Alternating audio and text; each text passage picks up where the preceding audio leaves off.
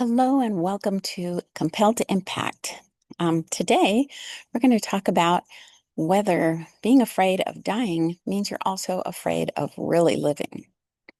So, every once in a while, I have a conversation with someone about this life and conceivable thoughts about before we arrived here, as well as what happens when we leave. This in between time is sort of precarious, although more of an agreement we've made with God, source and author of the universe. That's one of the points of being here. It's the incentive for the hearts of humans to perpetually be searching to belong, searching for home.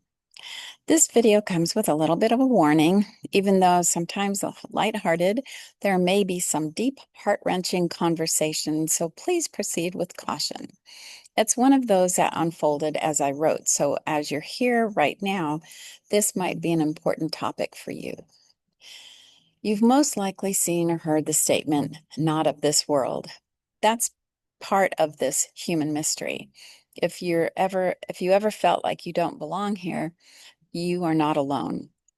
It seems that almost every person at one point or another has felt like an alien on this planet, as though it's not your home, at least not your real home.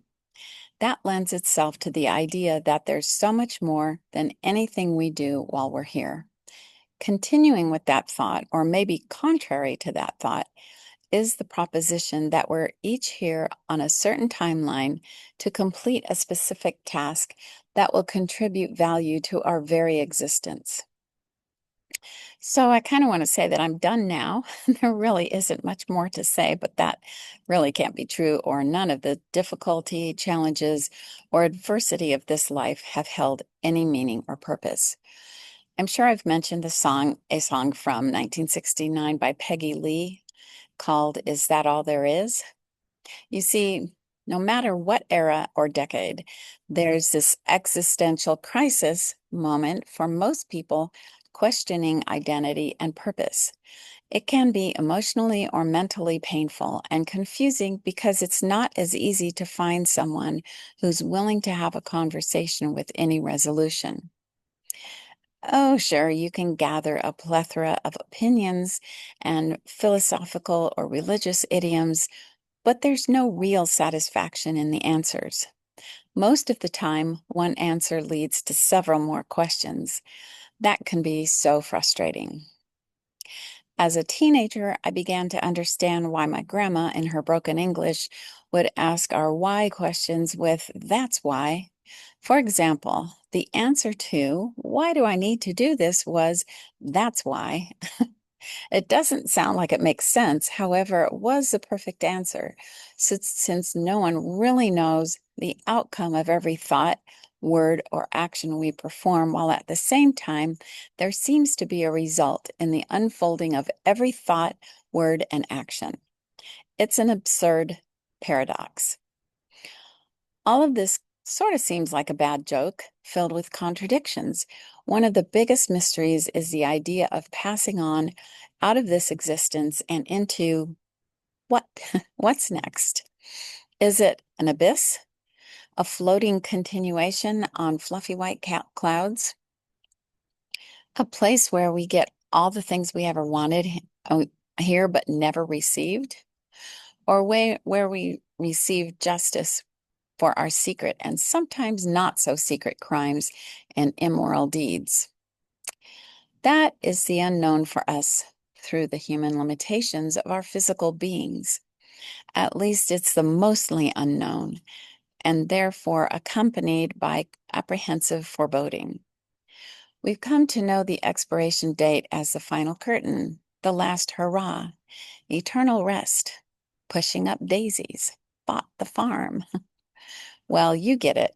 It's a mystery for the most part, and since we have no control over it, it can be scary. We would like a little more control over the inevitable of dying, expiration, or more appropriately, moving out of this human body. Here's the thing, it's not a surprise ending. It will happen to each one of us. The part we can't see is that we will all be changed. It's a change in existence, not an end. Maybe it's like being part of an improv group. During this life, we get a ton of chances to change our part and how we act and respond to others. The end, death, is the final change, the key to the next part. I understand the grief and devastation of this kind of loss. I like to make it more relatable and understood right now. I'm no stranger to this kind of life-changing trauma. Around the same time my Uncle Luigi, who shared the same birthday with me, died, my good friend from kindergarten was killed by a drunk driver across the street from our house. I was 6. It became a theme in my life through uh, 2, and especially when at 20 years old, my fiance died after an accident, and then my mom followed shortly after. During that time, there were other kinds of loss, mainly loss of trust in other key relationships. Now, I want to say that at some point, and I'll continue somewhere in this video, that this all turned around. But I do understand grief and loss, and I think most people have been through some kind of difficulty and devastation in their own lives. So kindness is the answer in all interactions with other people because we don't know what other people have experienced. The tragedy of losing one's innocence and never resolving it becomes fodder for sadness and hopelessness. Not only physical death, but final endings that corrupt any part of one's vulnerability and naivety without understanding or communicating solutions creates the same kind of endings and damaged souls. Usually, when there's no helpful conversation and conclusion, a mental and emotional separation from the rest of the living takes place. It becomes its own kind of passing away.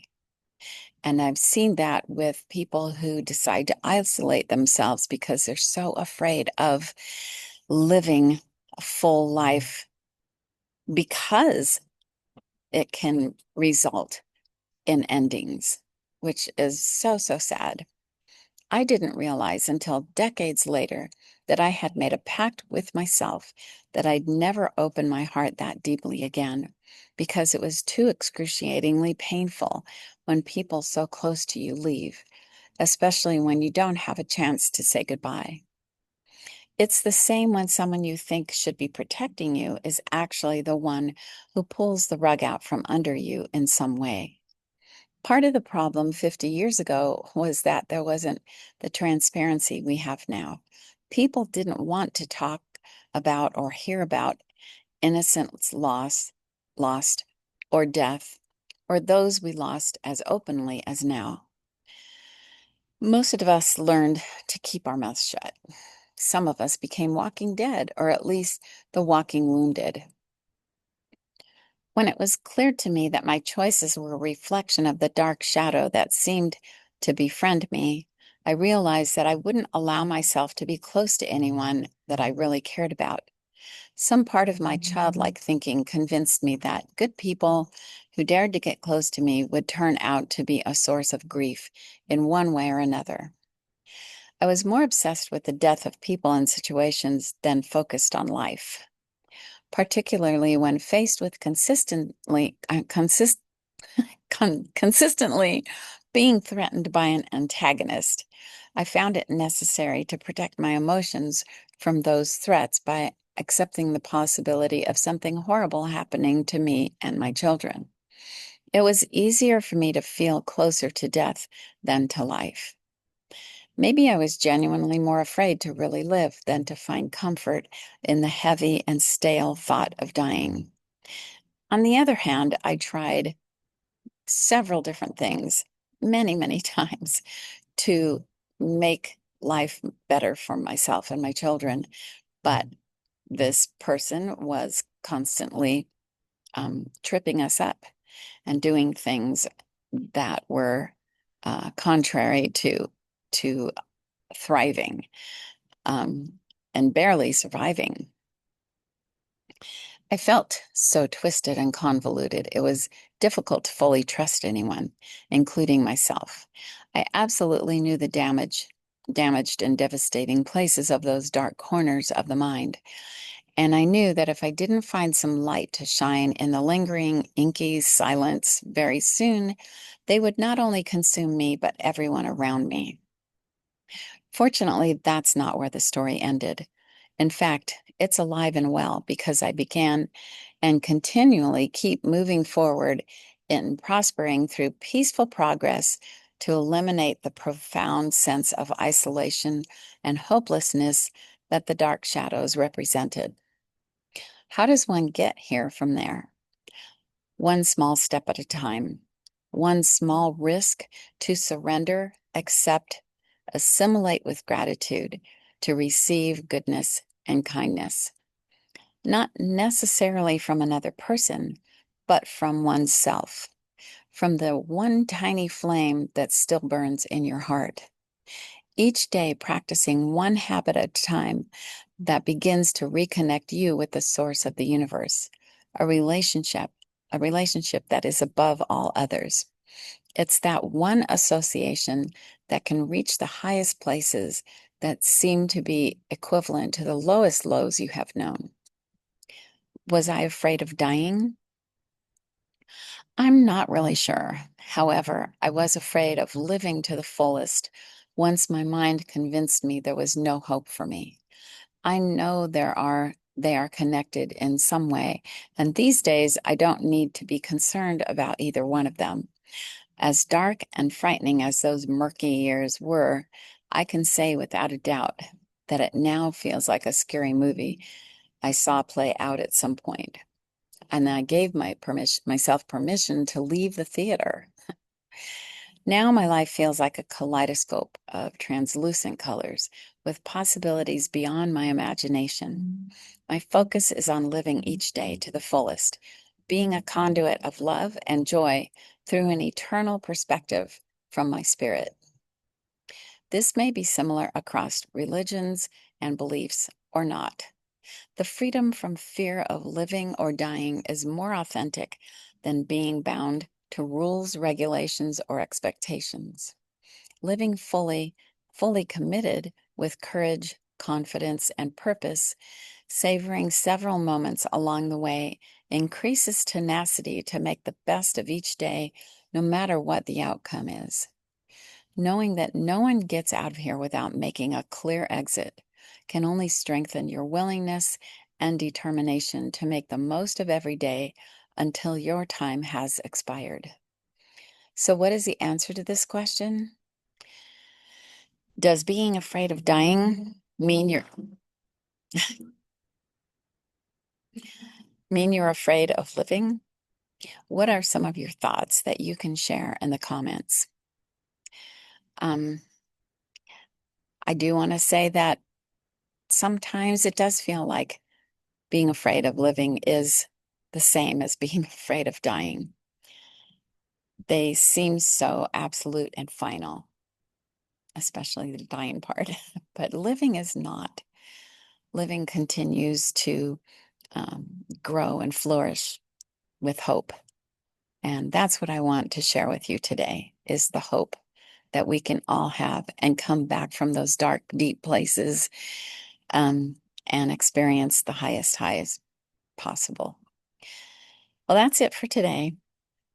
I hope I've been able to offer you some hope for your journey, that no matter how deep the depths are, you have every possibility to reach the highest heights. Thank you for listening, subscribing, and sharing with someone else who might need to hear a different perspective. I send you all my love from the fullness of my heart.